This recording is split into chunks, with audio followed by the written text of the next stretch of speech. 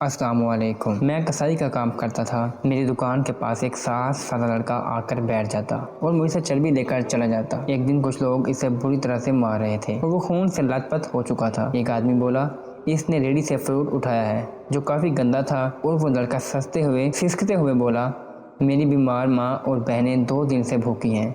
मैंने फ्रूट के पैसे दिए और हकीकत जानने के लिए इस लड़के का पीछा करते हुए इसके घर गया तो सामने का मंजर देखकर मेरे रोंगटे खड़े हो गए। मैं अपना गोश्त काटने में मसरूफ था जब वो बच्चा बड़ी ललचाई हुई नजरों से गोश्त को देख रहा था। मैंने नोट किया था कि जैसे ही सवेरे हमारी दुकान खुलती वो दुकान के सामने बैठ जाता। जैसे ही मैं ग्राहकों के लिए गोश्त काटता शुरू करता वो मुझे बड़े गौर से देखता रहता है और फिर नंगे पाँव चलता हुआ मेरे पास आता, कहता, भाई ये जो बचा हुआ गोश्त और चर्बी है ये तुम मुझे दे दो। मुझे हैरत होती कि वो बच्चा चर्बी और बचे हुए गोश्त का क्या करेगा। बहरहाल वो मेरे लिए बिल्कुल फजूल और बेकार सा था। मैं शापर में डालकर इसको दे देता। बच्चा बमुश्किल 8-9 वर्ष का था। रंगत इसकी गोरी सफ़ेद थी, लेकिन नंगे पाँव पुराना लिबास पहने वो हमारे बाजार में यूं ही चलता फिरता मुझे नज़र आता था। कभी किसी सब्जी वाले के पास खड़ा होता, कभी किसी फल फरोश वाले के पास, कभी तंदूर वाले के पास। गो के सब चीज़ों को बड़े गौर से देखता रहता।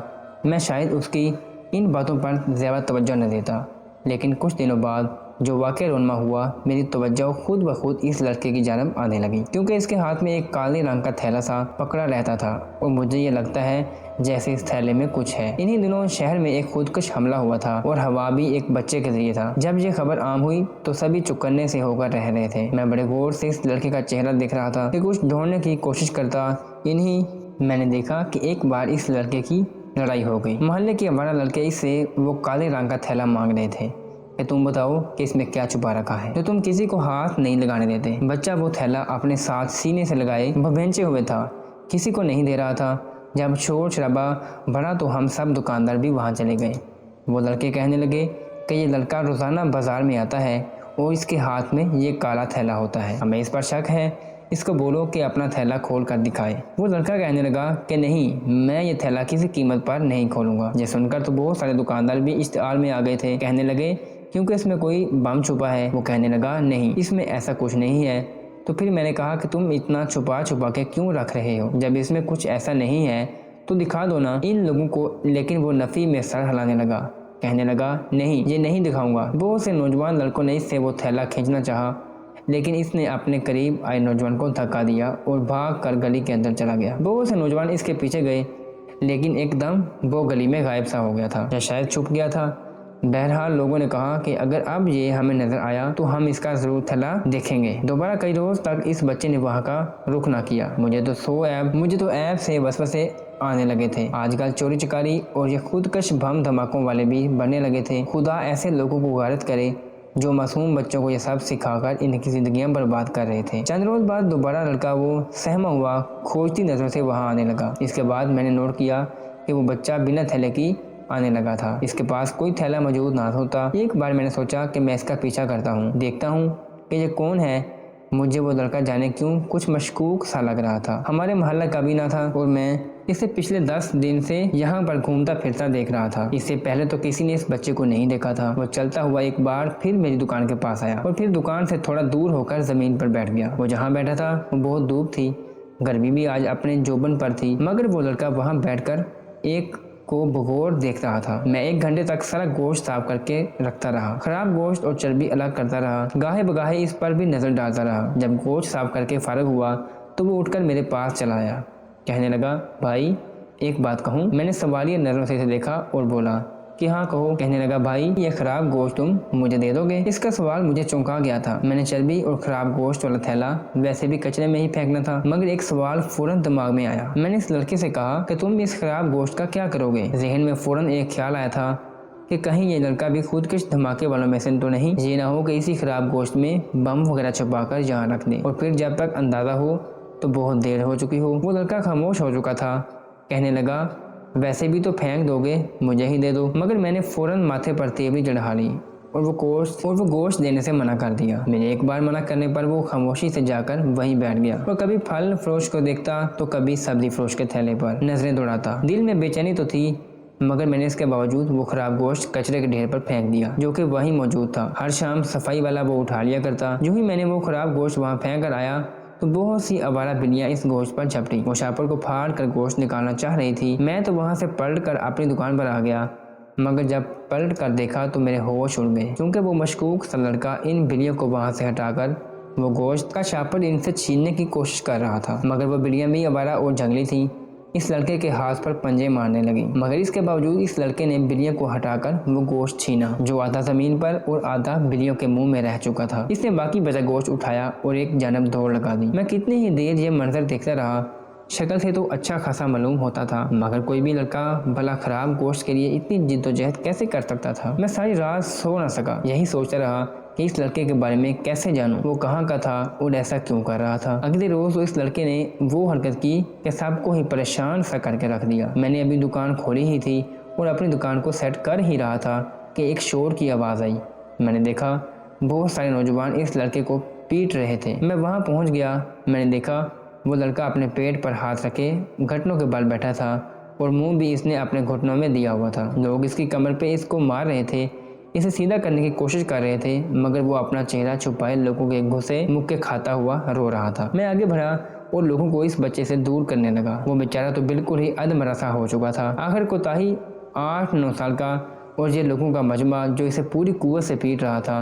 मैंने कहा, अब क्या कर दिया इसने? अब तो इसके पास कोई थैला भी नहीं है, क्यों मार रहे हो इसे? वहीं एक फल फरोश भी था, कहने लगा, ये चोर है, मेरे फल चोरी करके भाग रहा था। वो इस कमीने ने अपनी कमीज के अंदर वो काला थैला सलवा के रखा हुआ है, गले के अंदर से इसके अंदर फल वो रखता है। न जाने लोग अपने बच्चों को मेहनत मजदूरी करने के बजाय चोरी क्यों सिखाते हैं। वो लड़का सिसकियों से रो रहा था, सबकी मार खा रहा था, लेकिन उठने को तैयार न था। मैंने फल वाले को पैसे दिए और इसे चलता किया। बाकी का रश भी झपटने लगा। मैं इस बच्चे के पास घुटनों के बल बैठ गया। मैंने कहा, बेटा, चोरी करना तो बुरी बात है, तुम ये फल क्यों चोरी कर रहे हो? इसने अपना सर उठाया और मेरी तरफ देखने लगा। पूरा चेहरा आंसुओं से तरबतर था। चेहरे पर जगह जगह जख्म भी दिखाई दे रहे थे, जिनसे खून रसने लगा था। शायद फल फरोश ने इसे बहुत मारा था। कहने लगा, मेरी माँ बीमार है, डॉक्टर ने कहा है फल खाएगी तो ठीक हो जाएगी।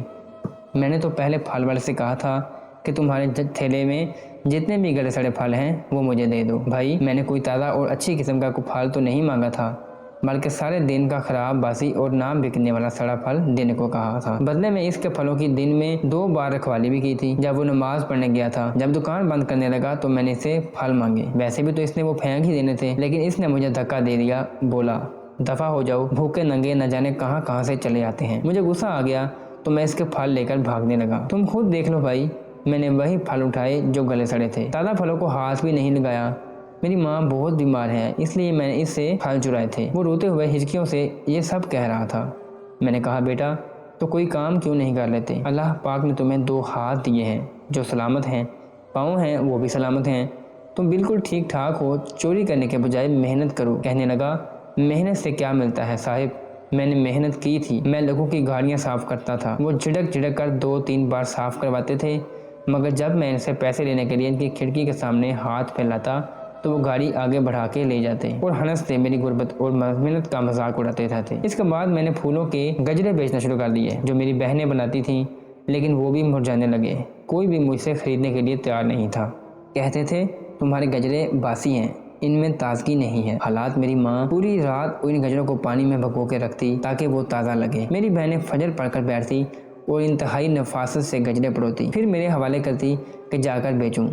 मगर न जाने लोग ये क्यों नहीं समझते कि इन बासी गजरों को खरीद लेने से कोई गरीब 2 वक्त की रोटी खा लेगा। कोई नहीं सोचता साहिब, बस सब धुतकार देते हैं। इस बच्चे की बातों ने मुझे अश्क बार कर दिया था। मैंने जेब से पैसे निकाले और इसके हाथ पर रख दिए, इसे अपनी दुकान पर लाया और आधा किलो साफ गोश्त भी इसे थमा दिया। वो खुशी खुशी चला गया। इस वक्त दुकान में काम का वक्त था, वरना मैं इस लड़के का पीछा जरूर करता। अगले रोज मैंने लड़के को कहीं नहीं देखा। 3 दिन मजीद गुजर गए, मगर वो लड़का मुझे कहीं नजर न आया था। इसे इस दिन लोगों ने मारा भी बहुत था और वो जख्मी भी था, शायद बीमार हो। वो लड़का 3 रोज से कहीं नजर न आया था। मेरे दिल में अजीब सी बेचैनी आने लगी थी।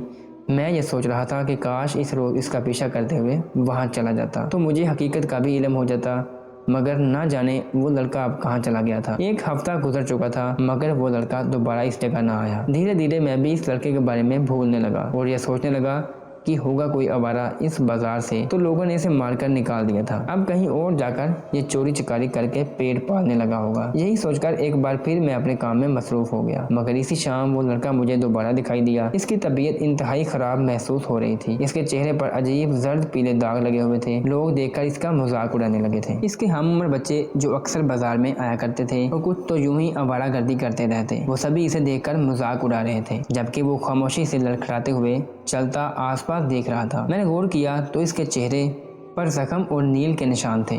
इन पर हल्दी लगी हुई थी। शायद इसकी माँ ने इसके चेहरे पर लगाए हों ताकि जख्मों की मरहम की जा सके। वो लड़का पहले से काफी कमजोर लग रहा था और बीमार भी महसूस हो रहा था। वो चलता चलता आया और एक बार फिर ईंट ट्रक के ऊपर बैठ गया और लोगों को बगौर देखने लगा। इसकी आंखों में बार बार आंसू आ रहे थे। मुझसे रहा न गया तो मैं चलता हुआ इस बच्चे के पास चला गया और बोला कि बेटा क्या हुआ है, काफी दिनों बाद नजर आ रहे हो, तुम्हारी तबीयत भी ठीक नहीं लग रही। इसने ये सुना तो रोने लगा और बोला साहिब मेरी तबीयत बहुत खराब थी, घर में खाने को कुछ भी मौजूद नहीं है, 3 दिन से घर में सालन नहीं पका, हम पानी में नमक डालकर पिए जा रहे हैं कि जिससे हमारे जिस्म को कुछ ताकत मिले। आज मेरी तबीयत ठीक हुई तो मैं घर से बाहर निकला। मैंने इसकी बात सुनी तो हैरानगी हुई। वो तो पिछली दफ़ा कह रहा था कि इसकी माँ और बहनें भी मौजूद हैं, तो फिर आखिर वो क्यों इस बच्चे को काम के लिए घर से बाहर भेज रही थी? इसका बाप क्या करता था? तभी एक फल फरोश ने खराब फल कचरे की तरफ फेंका तो वो फौरन मेरे पास से उठ के इस फल को उठाने लगा और घर की जानब जाने लगा। वो भाग कर जा रहा था। शायद इसे डर था कि आज फिर न वो फल फरोश इसे पकड़कर मारने लगे। न जाने वो गले सड़े और ख़राब फलों के लिए क्यों अपनी जान जोखिम में डाल रहा था। आज तो मैं भी इसका पीछा करने लगा। फल फरोश से कहने लगा कि मेरी दुकान का ध्यान रखना। इतना कहकर मैं जाने लगा। वो भागता हुआ गलियों से होकर न जाने कौन से मोड़ मुड़ता रहता। मैं भी इसके पीछे चला जाता कि तभी शहरी आबादी से निकलकर एक बस्ती की जानब जाने लगा, जहाँ पर वो कच्चे मकान थे। मैंने सोचा कि शायद वो बस्ती में रहता हो, मगर इस बस्ती में कोई भी पार कर लिया और एक मोहल्ले में आ गया। जो ही मोहल्ले में दाखिल हुआ तो वो एक गली में मुड़ गया जिसमें एक घर था। इस घर का दरवाजा तो जैसे लोहे की चादर का बना हुआ था, यूं ही जंग आलू चादर थी जिससे पर्दा बनाया गया था। इस लड़के ने वहां पहुंचकर दरवाजे पर दस्तक दी तो अंदर से दरवाजा खुला। वो फौरन अंदर दाखिल हो गया। कितनी ही देर में वहां खड़ा देखता रहा और फिर धीरे धीरे चलता हुआ इस दरवाजे के करीब आ गया। दरवाजा घर को पूरी तरह ढक भी नहीं रहा था। दाएं और बाएं जानब इतनी जगह खाली थी कि आसानी से मेरा हाथ अंदर जा सकता था। यूं दूसरों के घरों में झांकना अच्छी बात तो ना थी, मगर मेरा दिल चाहा कि मैं देखूं आखिर अंदर हो क्या रहा है। मैंने थोड़ी सी मौजूद दरार से अंदर झांकना शुरू कर दिया। अंदर का मंजर देखा तो मेरा वजूद जैसे पत्थर सा बन गया था। मैं बगैर पलकें झपकाए अंदर झांक कर देखता रहा। घर के सेन में एक खातून मौजूद थी जो उम्र रसीदा थी। इसने एक सफ़ेद चादर से खुद को लपेट रखा था। वो लड़का इसके सामने बैठा था और वो आगे बढ़कर इसके माथे पर आया पसीना अपनी चादर से साफ कर रही थी। वो लड़का माँ को खराब फल दे रहा था तो माँ बोली बेटे आज तो किसी ने कुछ नहीं कहा। लड़का कहने लगा नहीं माँ, मैं फल लेकर फौरन आ गया। तभी वो उम्र रसीदा खातून आमना नामी लड़की को आवाज़ देने लगी और बोली ये लो मेरी बच्चियों, भाई फल ले आया है, इसी को काट कर खाओ, बिस्मिल्लाह जरूर पढ़ना ताकि बरकत से सबका पेट भर जाए। वो खराब गले सड़े फल जिनको देख कर ही अब खाई जाती थी वो ये लोग सब्र शुक्र के साथ खा रहे थे। मेरा दिल फटने लगा। फौरन दरवाजे से हटकर सीधा खड़ा हो गया। मैंने दरवाजे पर हल्की सी दस्तक दी तो वही लड़का दरवाजा खोलने आया। मुझे देखकर इसका चेहरा जर्द पड़ गया। कप कपाते हुए बोला साहिब मैं खराब फल लाया हूँ, साहब मुझे मत मारना, मेरी माँ बहनें ये देखकर मर जाएंगी। इसका लहजा अजीब था कि बेसाख्ता आंखों से आंसू निकल आए। मैंने अंदर आने की इजाज़त चाही और अंदर आ गया। वो उम्र रसीदा खातून मुझे देखकर चौंक गई और अंदर बैठाने लगी। इसने मुझे सहन में ही बिछाई चारपाई पर बिठा दिया और कहने लगी तुम कौन हो बेटा? मैंने एक नज़र आसपास दोहराई। छोटा सा एक कमरे का घर था और इंतहाई तंग सहन था जहाँ वो मुझे बिठाए हुए थी।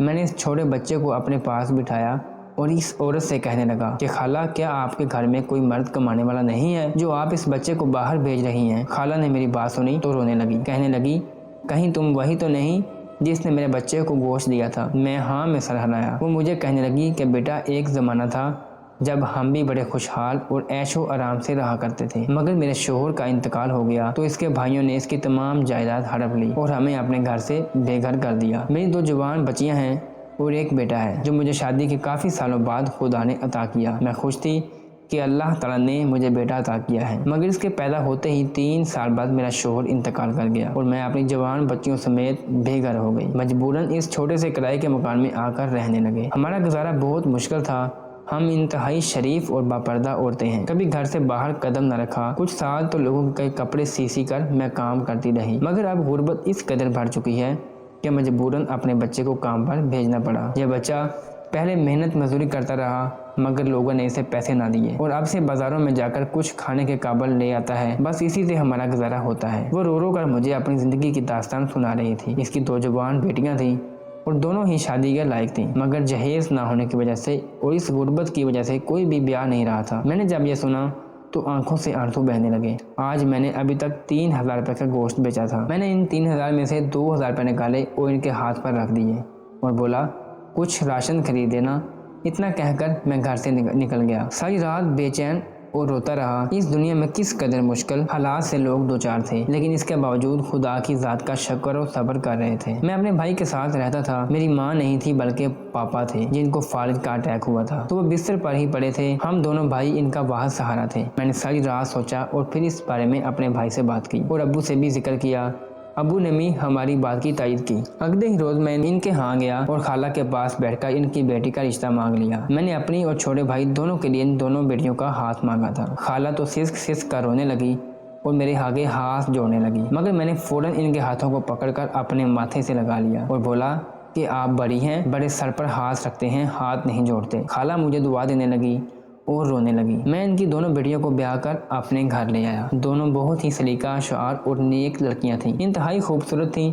यहाँ आकर उन्होंने हमारे घर को जन्नत बना दिया। मैंने खाला को भी अपने साथ अपने घर में ही ले आया। वो यहाँ आकर बहुत ज्यादा खुश थी। इनके छोटे बेटे उमर को अपने साथ दुकान पर काम के लिए लगा दिया। वो सुबह स्कूल जाया करता था, शाम को मेरे साथ दुकान पर काम किया करता। यकीन माने इतना सुकून मुझे हासिल हुआ था कि शायद ही किसी को दुनिया में हासिल हुआ हो। बड़ों की दुआएं और खुशियों से घर में बरकत आने लगी और मैं दिन दुगनी रात चुगनी तरक्की करने लगा। बस कोशिश किया करें, जब गली मोहल्लों में ऐसे बच्चे देखें तो हस्बे तौफीक इनकी मदद कर दिया करें। यकीन मानिए ऐसा करने से ना सिर्फ आपको नेकियां मिलेंगी बल्कि किसी गरीब का भला भी हो जाएगा। अगर आप धुतकार कर इसकी तदलील करेंगे तो खुदा आपको ऐसी मुसीबत में मुब्तला कर देगा जिसमें आप इससे भी कई ज़्यादा गुना नुकसान हो सकता है। अगर आपको हमारी वीडियो अच्छी लगी हो तो आपने इसको लाइक करना है और दूसरों को शेयर भी करना है। और अगर आपने हमारा चैनल सब्सक्राइब नहीं किया तो आपने हमारे YouTube चैनल को सब्सक्राइब करना है और बेल आइकन को दबाना है। अल्लाह हाफिज़।